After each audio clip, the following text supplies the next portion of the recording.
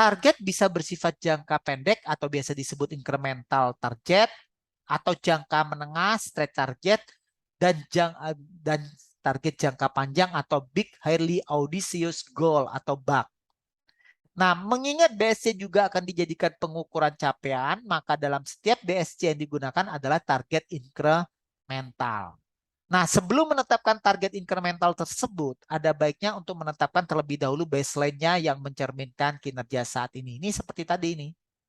Nah, ada baseline-nya, ada target incrementalnya ya. Dalam 1 tahun ini dibagi triwulan 1, triwulan 2, triwulan 3, dan seterusnya ya. Nah, terus setelah target ditentukan, maka langkah selanjutnya adalah mengembangkan strategik inisiatif untuk mencapai target indikator dan tujuan yang telah ditetapkan. Nah, apa sih strategik inisiatif? Strategik inisiatif merupakan langkah tindakan yang akan dilakukan untuk mencapai tujuan dan pengukuran serta target yang telah ditetapkan. Nah, ini kita lihat dalam memetakan inisiatif untuk mencapai tujuan memerlukan alokasi sumber daya, utamanya keuangan dan SDM. Nah, ini akan kita lihat contoh mapping pemetaan inisiatif ke tujuan. Nah, tujuan strategi tercantum dari sisi kiri dokumen, ya ini tujuan strategiknya apa. Inisiatifnya ini diuraikan di bagian atasnya. Oh, tujuan perspektif keuangan. Tujuannya adalah meningkatkan utilisasi aset. Apa yang kita lakukan? Strategik inisiatifnya kita lihat benchmarking dari perusahaan sejenis. Atau kita lakukan yang namanya just in time manufacturing dan seterusnya. Ya. Nah, menghilangkan inisiatif non-strategis yang menghasilkan sedikit nilai adalah suatu hal yang bermanfaat. Nah, analisis pemetaan ini dapat mengungkapkan bahwa inisiatif strategis yang sama sekali baru mungkin diperlukan untuk mendorong pelaksanaan tujuan, ukuran, dan sasaran-sasaran yang penting. Inisiatif strategis baru biasanya hanya diperlukan untuk tujuan vital dengan tindakan pada kinerja yang memiliki kesenjangan besar antara kinerja saat ini dan yang ditargetkan. Nah, ini contoh template untuk kita mengembangkan strategik inisiatif ya. Nah, ini contoh template-nya. Oh, ini strategik inisiatifnya apa namanya? Nah, ini siapa yang membuat? Kemudian leadernya siapa? Nah, ini inisiatifnya itu apa? Jelaskan seperti ini. Dampaknya terhadap keuangan bagaimana? Perspektif pelanggan. Kita isi dampaknya HML, high, medium, dan low. Kemudian di sini ada kebutuhan sumber daya. Ya. Nah, di sini kita lihat penjelasan lebih detail. Key milestone-nya seperti apa? Tanggal jatuh temponya seperti apa? Key initiative resource-nya seperti apa? Ya, jelaskan semua. Nah, akhirnya kita mampu mengembangkan suatu balance scorecard lengkap. Nah, ini contoh sederhana strategi MAC, misalnya temanya tentang ground turnaround.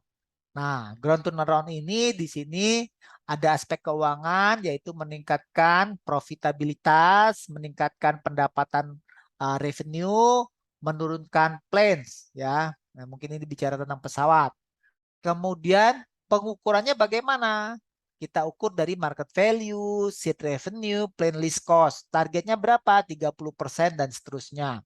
Nah, di aspek pemasaran di sini ada inisiatifnya supaya terjadi pembelian berulang, repeat customer buying ya, sebesar 70%, maka diimplementasikan CRM system. Budgetnya berapa? Nah, ini dicantumkan semua ya. Ini yang akan kita lakukan dalam jangka pendek.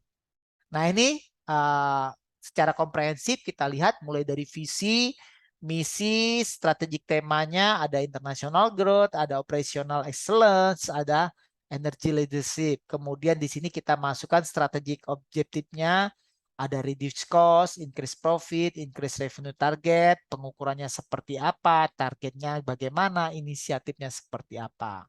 Ini contoh berbeda, misalnya strategic themes-nya adalah content partnership. Nah, ada customer service, ada brand awareness. Nah, nanti kita masukkan di sini semua ya. Tujuannya seperti apa, measurement-nya seperti apa, targetnya seperti apa, inisiatifnya apa yang dilakukan.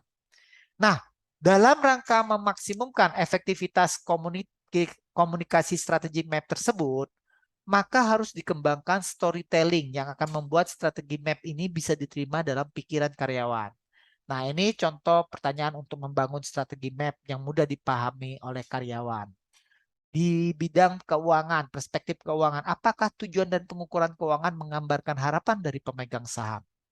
Dari sisi pelanggan, apakah tujuan dan pengukuran aspek ini mencerminkan value proposition yang akan dikejar dalam rangka pencapaian tujuan keuangan?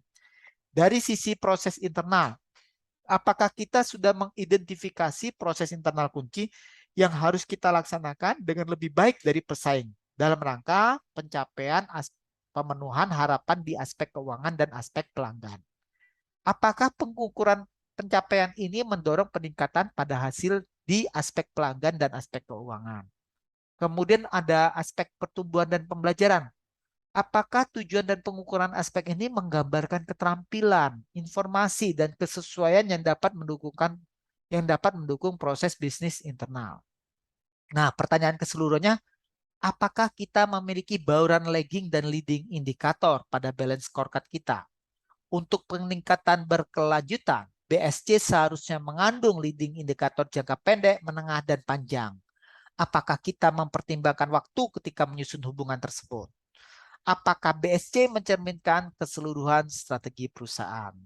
Nah, di sini setelah kita menjawab pertanyaan ini, kita harapkan kita mampu mengkomunikasikan dengan seluruh pihak yang ada dalam organisasi. Berarti selesai pertemuan kita tentang balance scorecard yang mencoba membalancekan antara leading dan lagging indikator, membalancekan antara perspektif keuangan dan perspektif non keuangan, ya. Nah, ini yang hari ini kita pergunakan balance scorecard sebagai strategic initiative, sebagai strategic performance measurement. Oke, selamat pagi, selamat siang, selamat belajar.